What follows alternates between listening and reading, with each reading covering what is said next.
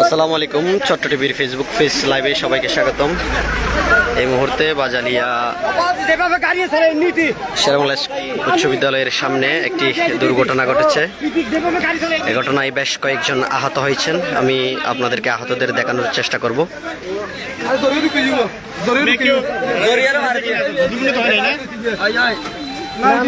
উনি হচ্ছে চালক, এছাড়াও স্থানীয় এক পথচারী আহত হয়েছেন। এখানে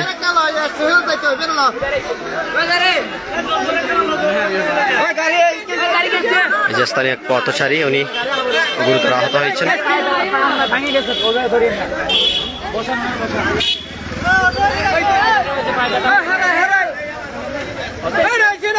একটি দ্রুত গতির মোটরসাইকেল পথচারীকে ধাক্কা দিয়ে মোটরসাইকেলটি পড়ে যায় এবং এ ঘটনায় 2 থেকে 3 জন আহত হয়েছে বলে প্রাথমিকভাবে ধারণা করা হচ্ছে।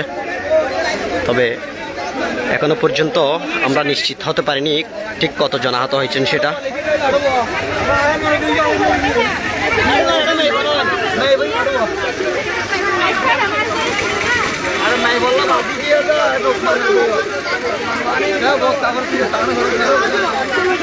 দর্শক, আপনাদেরকে দেখানোর চেষ্টা করছি আহতদেরকে হাসপাতালে নিয়ে যাওয়া হচ্ছে। আহতদের স্থানীয়রা উদ্ধার করে হাসপাতালে নিয়ে যাচ্ছেন।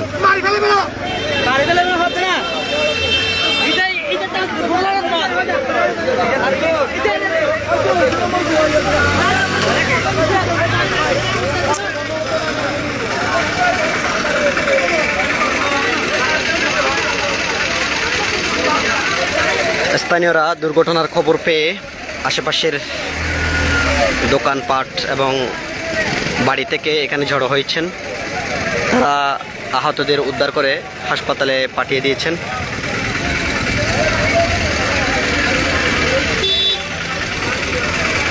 এবং দুর্ঘটনা কবলিত গাড়িটি মহাসড়ক থেকে সরিয়ে রাখা হয়েছে।